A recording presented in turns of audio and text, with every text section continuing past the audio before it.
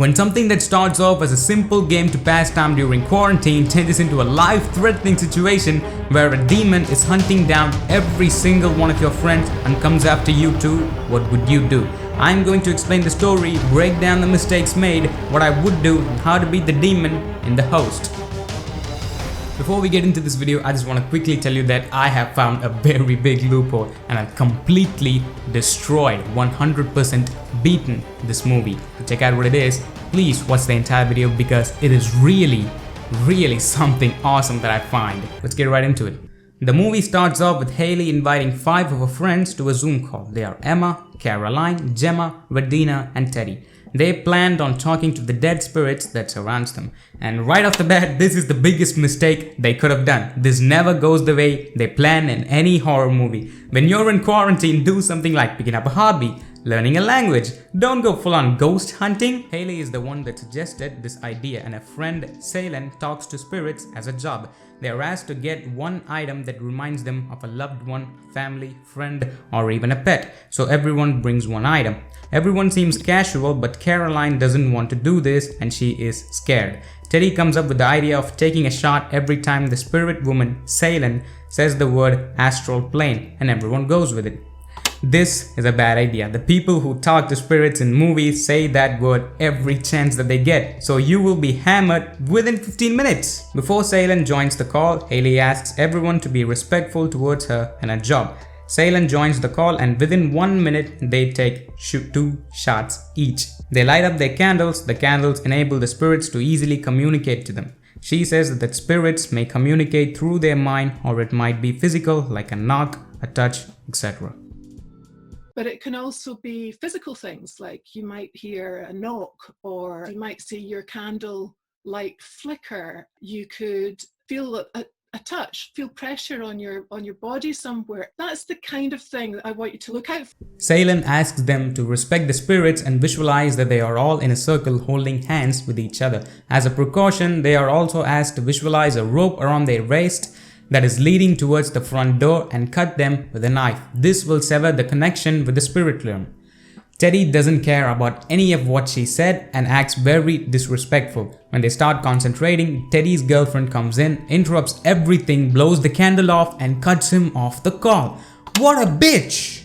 They focus again and they ask if anyone's there. Nothing happens. Then they start to chit-chat. But suddenly they hear a knock. They don't know whose house it was. They ask for another sign. They hear another knock. It wasn't Salen's house. She remembers that it was a delivery. Damn you, Uber Eats! Fuck. I'm so sorry. It must be my delivery. I'm really sorry. I'll be back in a second. They all start to mock her. She comes back, they focus again. Gemma suddenly screams and freaks out. She says that something touched her neck. She calls out to the spirit and the name Jack comes to her mind. She starts crying. He was a friend from school who passed away. She starts to talk about him, but suddenly things fall off Salen's cabinet and she cuts off the call. Gemma, what I want you to do. Where did Salen go? It might just be a bad connection. After a moment of silence, Gemma smiles to the camera. She was faking it all along because nothing happened and it started to bore her. This is a big mistake. They were warned to not disturb or disrespect the spirits at any time. This always leads to something bad. Horror 101. Do stupid stuff, you get killed. They all go to the restroom. While no one was looking, Gemma's candle goes off. Shit's about to go down. They all come back, she lights up the candle and she starts to joke around again and Haley tells her to shut up. They start to argue about the situation, but suddenly Haley's chair was pulled to the end of the room. Haley! Fuck off, Gemma! Oh, Haley just can't have fun. That's her taking it seriously like I asked you to. Oh, shut up! I'm so Like, we can't have a nice night. Why do we just want to have a night, guys? Come on. Really, just you know what, Gemma? Nobody. They all freak out, but Haley wants to keep going. They hear a knock. They increase the mic input and audio output. They hear something again. Haley goes to check it out. She checks every single room. While checking the last room, they hear a big thud. but it wasn't in Haley's house, it was in Caroline's house. She goes to check it out. She hears sounds from the attic.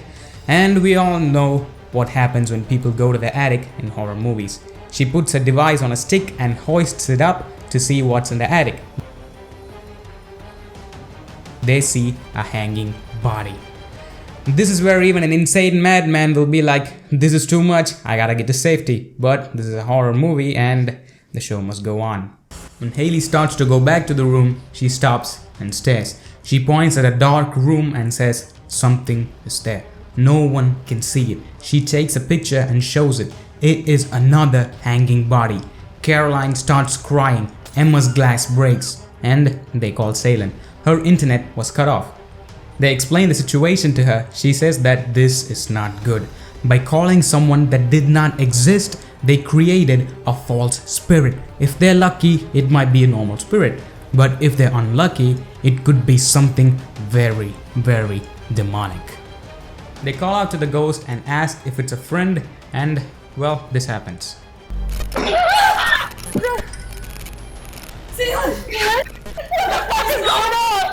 Call her back now. The call cuts automatically, and when they call her again, she does not pick up. So basically, they're fucked. They do the safety precaution taught before, ask forgiveness and blow the candles out. They go back to being normal. Caroline goes to check something out. Radina's roommate is not there. They plan to end the call but wait till everyone comes back. Caroline comes back, but it was just a background that she set on her call. Suddenly someone face plants the camera. Sorry. In Emma's camera, the filter finds a face. When she goes to check it out, the head turns. And after some time, it disappears. She throws floor to check. Footprints appear and it starts to chase her. She turns on the lights, it chases her again, lifts her in the air and drops her. She hides under a blanket. This is a mistake. If the demon can make footprints, then that means it has a physical body. So shutting the door would have been the right thing to do, but we can't be sure about that. But when she was dropped from the air, the front door was right next to her. So she should have just got out the house and ran to a safe place where her surroundings will be surveillanced. Radina's oven starts to smoke. She comes near the laptop and her roommate drops from the ceiling. She goes to the front door to run out but is immediately pulled back inside. Well, maybe my idea wasn't the best.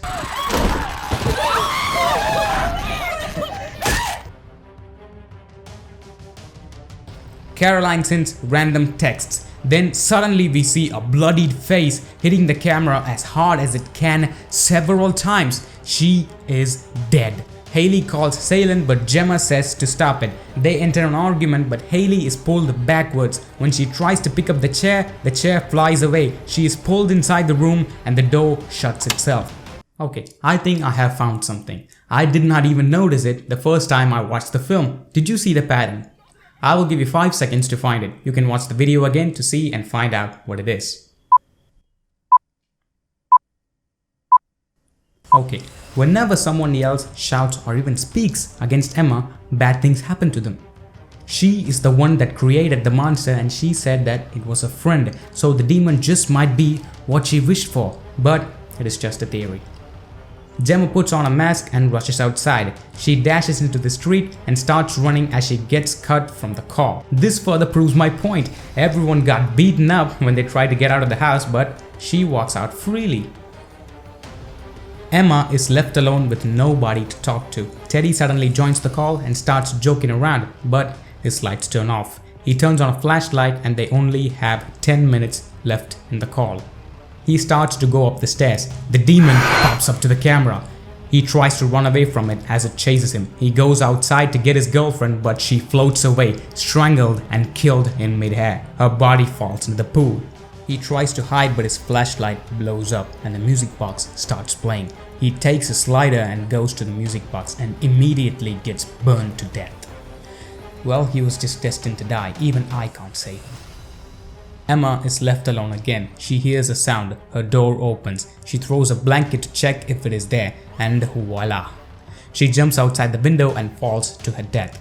That was a mistake. She had a lot of things in the room that could have cushioned her fall. Jumping from that height is a certain death, so she could have tried to fight it as it still has a physical form. Maybe she had a chance against it. We hear knocks. Haley's window gets broken and Gemma gets inside. She sees that everyone is dead. Everyone cuts off the call. She turns back, and this might be the best part of the movie. Boom!